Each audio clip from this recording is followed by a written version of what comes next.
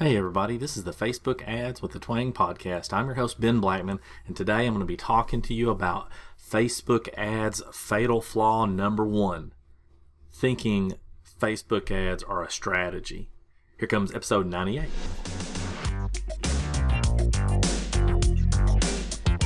Facebook Ads with the Twang is dedicated to taking the often overcomplicated process of creating simple, successful Facebook ads, breaking them down step by step in less than 10 minutes at a time. Let's get started. Hey everybody, welcome to episode 98. I'm excited to have y'all on here, man. It has been brutally hot here in Knoxville, and it's just been crazy. We've been trying to get out to the lake quite a bit this year, and a friend of mine told me a long time ago that a boat is just a hole in the water, that money goes down, and I've found that to be true. So we rent a boat. Whenever we go to the lake, we just rent a boat and enjoy it for the day and then take it back, and somebody else has to clean up the mess, and I kind of like that. You know, they have to be responsible for the rest of it. So if you don't do that and you have a lake near you and you have the ability and the means, I suggest renting. That's just my thought.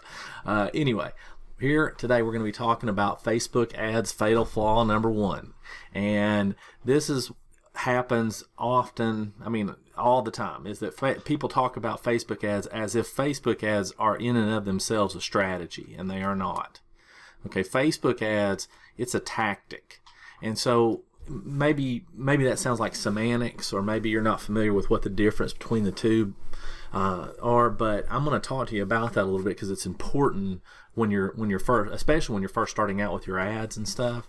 And so strategy, if you want to look at it like this, it's where you want to go, right? I mean, that's what the strategy. Okay, a tactic are the ways that you're going to use to get there.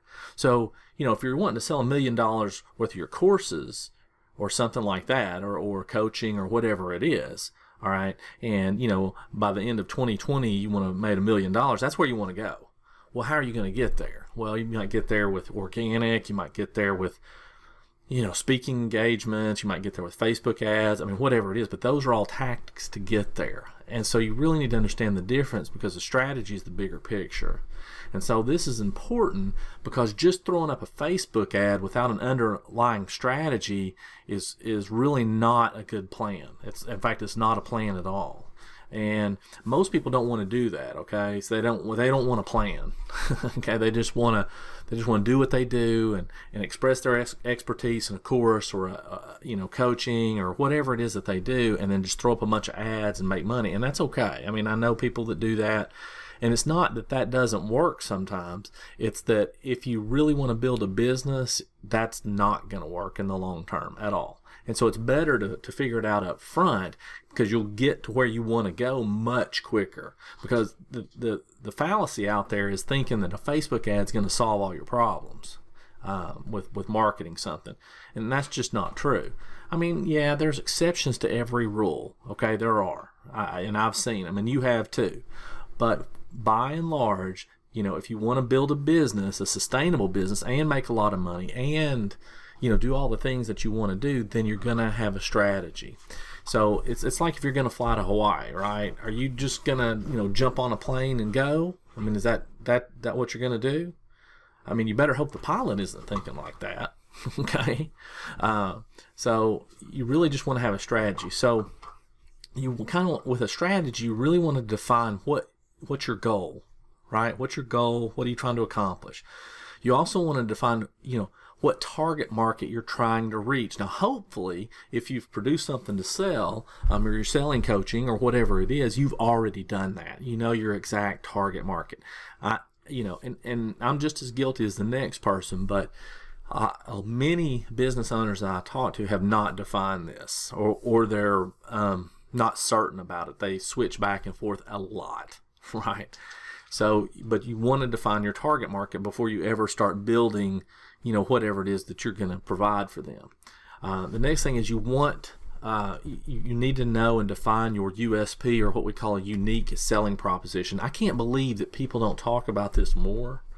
That's an old school thing, USP, but I mean, it's just as true today as it was when it first came, the first time I ever heard it many years ago, right? Unique selling proposition means what differentiates you between you and everybody else, right? So if you're a weight loss coach, I mean, why should they come to you when there's a billion other ones out there?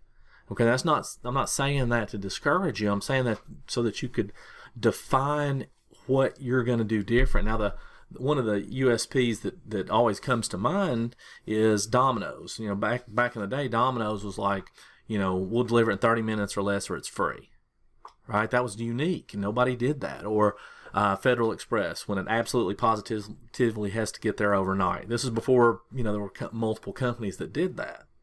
And so that was unique, and that's kind of what you have to do. Then part of your strategy has to be what's your budget. You've got to know your budget, right? And then last but not least is what measurements are you going to use. So you can go back to episode 97 and check that out if you want to talk about those kind of things, but you need to be able to measure what you're doing.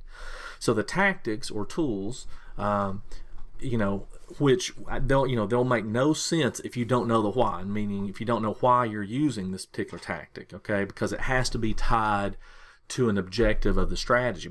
But those are simple things like Facebook ads, YouTube ads, direct mail, SEO, you know, speaking. Those are all tactics that you can use to help, you know, make your strategy work. And you may have to use multiple things. Now, I will tell you this, that being said, what I wouldn't want you to do, especially if you're just starting out, is thinking that that you need to learn how to do Facebook ads and YouTube ads and Twitter ads and all this stuff, you know, before you get started. I wouldn't want you to do that, okay? It's okay to only have one or two tactics. That's fine. You don't have to have a whole bunch, right? You just have to make sure that the tactic that you're using is something that you're willing to learn, okay? And you're willing to put in the time and effort. So you don't want to get all fired up about your amazing new course and just start running ads. You've got to put in at least as much time, effort, and energy when you're developing the strategy to promote it and achieve the goal. You've got to. Because if you don't, then you're never really going to get to where you want to be. And one other thing I wanted to mention is that don't, under any circumstances, just let, you know, if you hire somebody to do your Facebook ads, you know, even if it's your assistant, if it's your kid, if it's, you know, your neighbor across the street, doesn't matter. If you hire somebody to do your Facebook ads, do not let them develop the strategy. Okay, that's not what they're there for. And so what we do in my agency is, yes, we do help strategize, okay, but we help strategize. We don't develop the strategy for the clients. We work in conjunction with them. And so there's a big difference there. A lot of people hire their Facebook ads person and then count on them to get the results, but the Facebook ads person is only going to use the tactic. They don't have the overall strategy behind it, and that's not what they're doing. And I hate to say this, and I don't mean it to be mean, but most people who run Facebook ads, that's where they are. They can just input ads, right? And sometimes that's okay, but when you really want to grow and you really want to push your business to 7 figures and 8 figures and that kind of thing, then you just can't do that. So you give direction and understand what they're doing and tell them how to implement it, right? That's what you do. You take suggestions, but run your business. You do not let it run you. And I know that's hard, you know, because we have to step into being a business owner and versus, just hiring people hoping that they're going to do the best and right thing for us. And it doesn't mean we don't hire good people and you won't have good people. It's just that when you're the owner of the business, you've got to play that role. That's your job. So I hope all that made sense, and I hope you understand now what the difference between a strategy and a tactic is, and that you understand that you have to have an overall strategy before you start using the tactic of running Facebook ads. All right, that's it. And I'll see you guys on episode 99. Talk to you then.